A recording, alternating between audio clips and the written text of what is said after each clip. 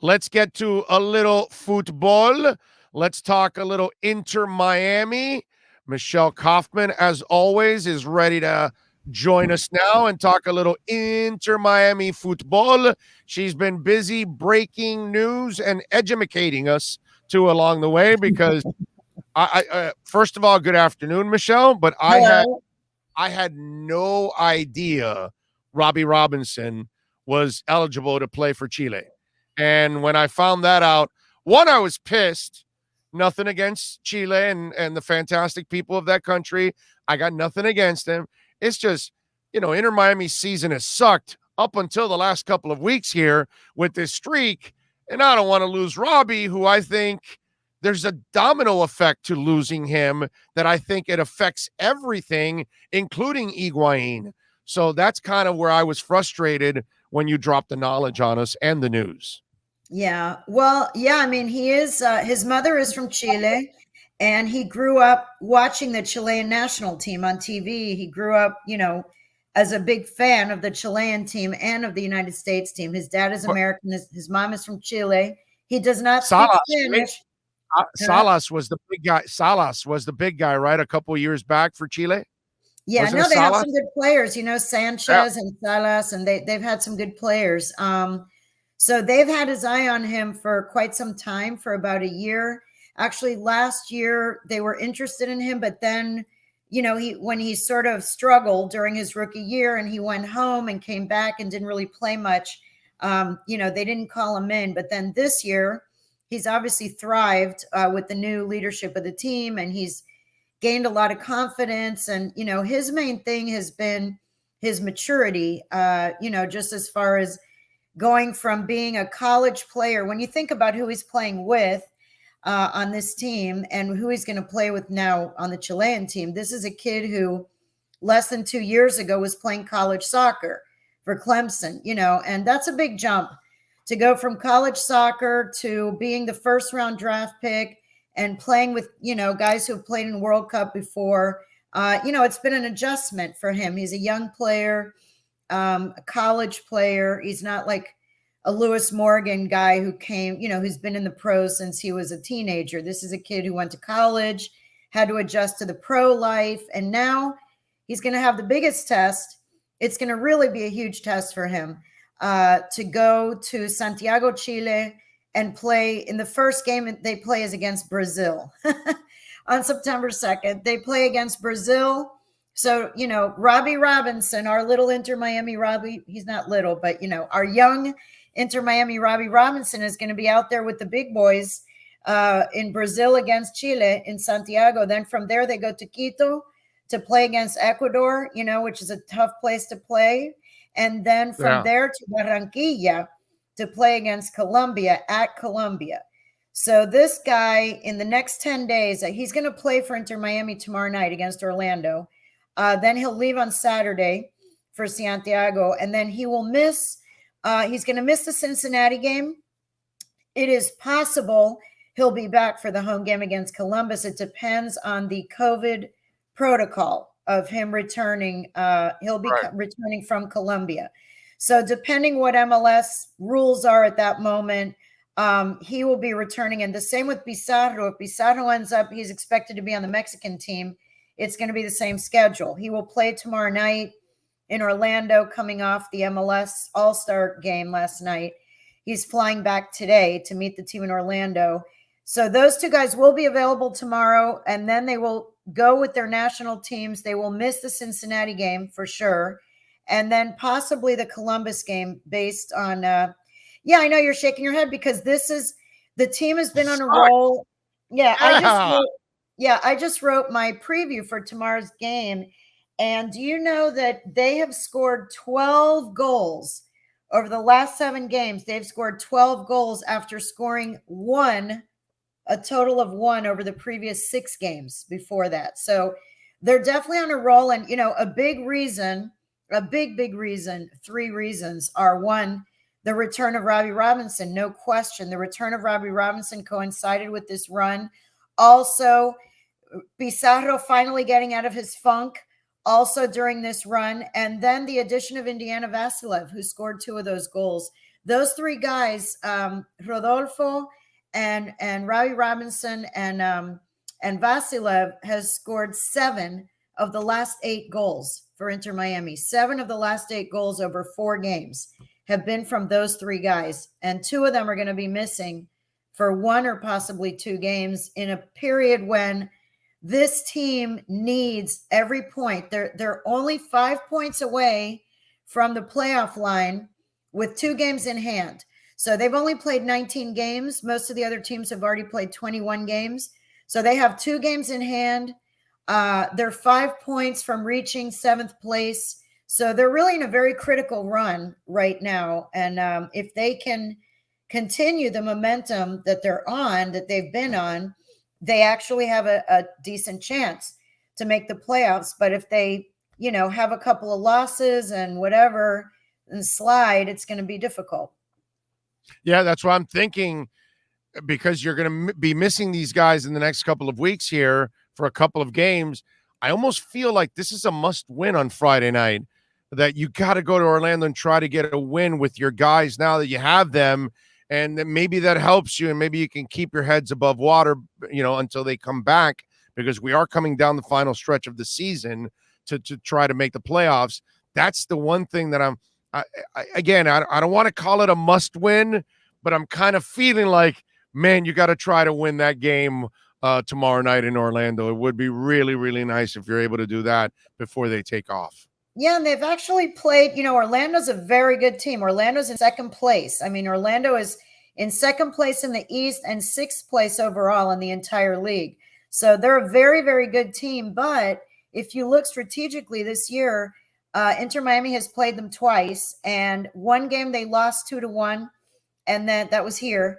And then the game they played up there, which was only 3 weeks ago, they tied 1-1 with them up there. Right. So they've actually played them very close, both games this season. Orlando's very good. They have Nani, he's always a threat. He's really the one who almost single-handedly beat them in the, the 2-1 game.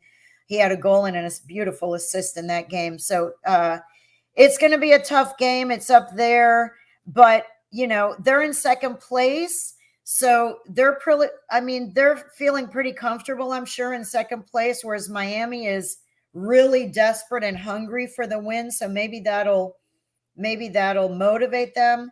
But I agree with you that they need to get what they can while they have Robbie and a energized Pizarro in the lineup. They will be missing Gregory, which I didn't really realize until this morning. He has yellow card accumulation. Oh, really? Yellow card accumulation. Wow, I didn't realize. Wow, I didn't realize I didn't realize that either. But so I guess he's going to be out. But and that's a big loss, because he does a lot. You don't even notice sometimes because maybe the stats or whatever, but he cleans up a lot of messes. When some other guys miss their mark, Gregory's back there to save the day a lot, and he's the captain. So, but I was informed this morning, I'm going to check on it, that he has yellow card accumulation, will be out. I guess he got a card in the last game. So anyway, it's going to be a tough match. They've had a week to get ready, after playing 3 games over 8 days or whatever. They've had a week now, which sometimes is good and bad, because they've had a week to get healthy and everything. But on the other hand, they've had a week to kind of forget that feeling, that role that they've been on. So it'll be interesting to see what happens, for sure. All right, so this I got to ask you, because the cynical one in me, being in this business long enough, with the Pizarro run, is the front office thinking, great, this is awesome, now he's finding his groove and he'll be a great addition for us from here on out? Or they're thinking, great, he's finding his groove, maybe now we can sell him in the offseason? I think both of those could be true. I mean, if they are going to move one of their DPs, it's not going to be Gonzalo.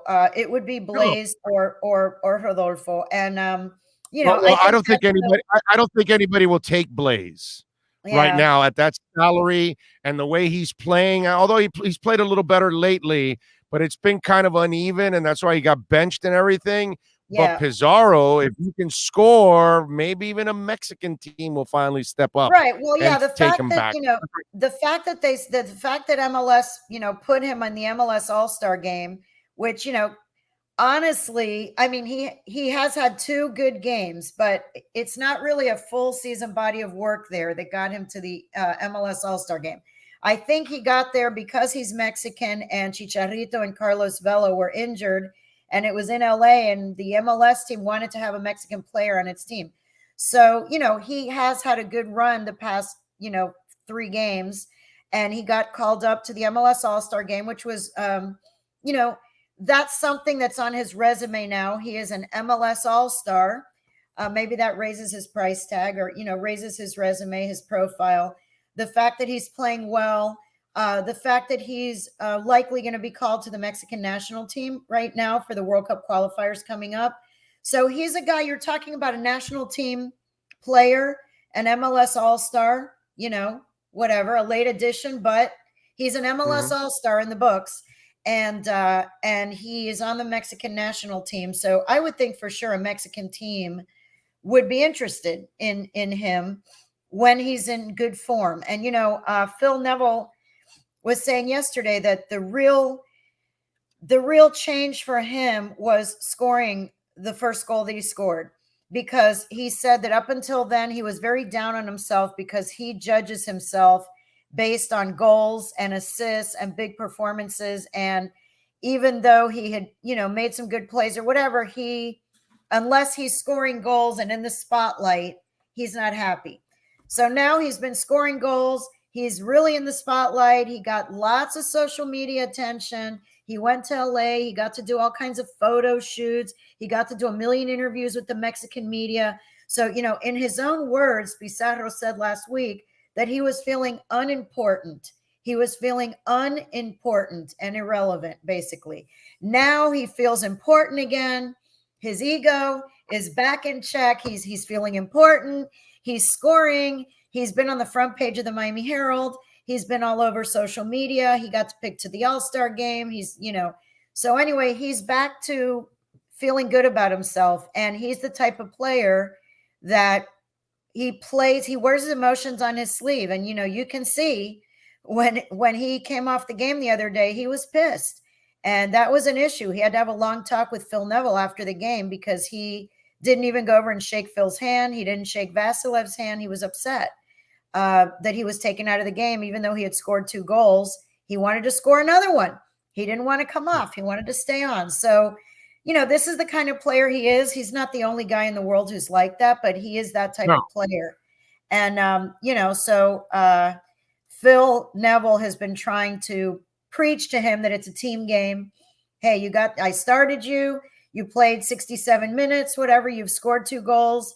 Now let's let Indiana come in, who has also scored 2 goals over the last couple of games and did not get to start. So, Phil Neville, now that some of these players are coming, stepping up, he's having to make some tough decisions because he has more players that are stepping up. But that's a good problem to have. Not that he's going to get coach of the year or anything like that, or that he deserves it. But I got to say, he's done a hell of a job of this. He was handed this, and they've tried to tweak the roster, which they have by adding a couple of people. But I got to give him a ton of credit for having the patience and finally figuring it out and at least finding the style that fits this team. Because I kind of call them a gritty team. That's what they are. They're not a superstar-laden, flashy, big-time offensive team. They're not a dominant, possessive type team. But they have found a way to win games, and they've found a way to play some pretty sturdy defense overall to kind of keep themselves in it. And I got to give Neville a lot of credit for all of that. Yeah, he also changed, the other thing, in addition to the 3 keys that I mentioned before, the other thing, which I mentioned in my story today too, is that Neville decided to switch to 3 men in back instead of 4. When he did that with 2 wings on the outside, with Kieran Gibbs and Lewis Morgan as wing backs, and then 3 in back instead of a flat 4 in back, ever since that change happened, the offense has also improved quite a bit. And we talked to Leandro Pires about it yesterday. And he said that the team, that he feels that the guys in back are much more comfortable with this formation. He personally is. He said because there's just so many more options for passing and for creating diamonds and triangles. We were talking about field geometry. And he said that, with having only 3 players in back and 2 wing backs, that they're able to create a lot more short passes and a lot more, shapes, diamonds and triangles and whatever to get the offense going from the back. And that at the beginning of the season, he said they were running a lot more without the ball than with the ball. And now the ball is at their feet a lot more. And he feels like Gonzalez Pires said that he feels like, the offense is so much better under this formation than the way it was before. And he said he likes to play vertical. He's always liked to play vertical. He doesn't like to ever make horizontal passes or even, he likes to go forward. And his first option when he gets the ball is always to look forward.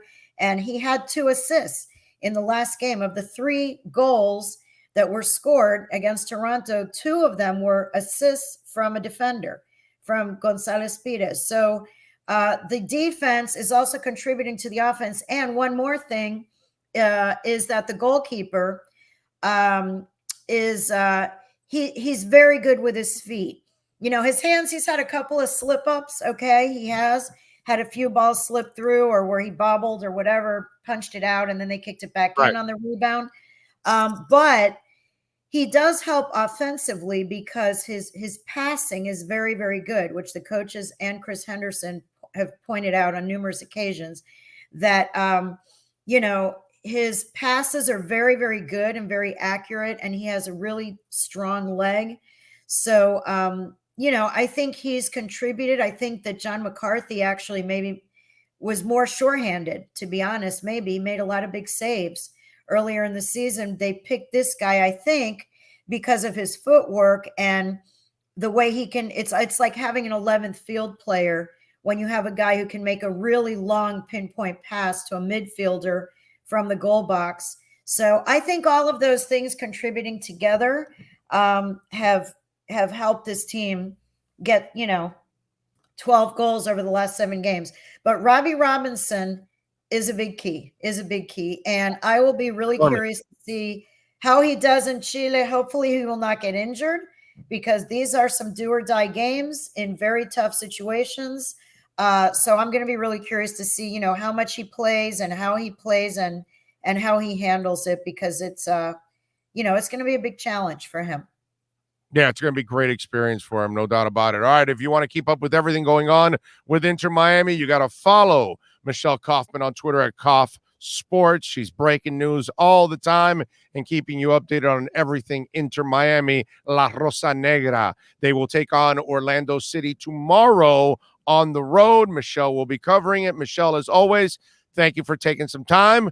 I'm sure we will catch up, and let's hope the boys can pick up a big road victory tomorrow with a full squad. All right. Take care.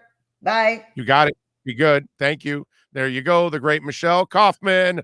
We love it. All right.